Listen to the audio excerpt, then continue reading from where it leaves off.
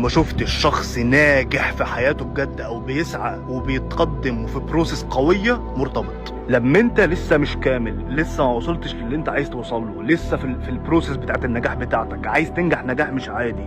لما انت لسه ما وصلتش لده، عايز تدي حد ازاي وانت مش مدي نفسك؟ عايز تدي حد ازاي وتدخله حياتك وتديله طاقه وتديله مجهود واهتمام وانت اصلا ما اديتش لنفسك الاهتمام والمجهود الكفايه اللي هيوصلك للحلم اللي انت عايزه. بس انا مش جاي اقول لكم ما تتجوزوش والجواز هيعطلكم هيفشلكم والكلام ده كله. والله انت عايز ترتبط روح اتجوز، هتقولي مش جاهز يبقى ما ترتبطش. كلامي بقى دلوقتي للشباب او للرجاله، للاسف انت النهارده مفيش حد هيكون عايزك عشان انت محمد مثلا او عشان انت احمد.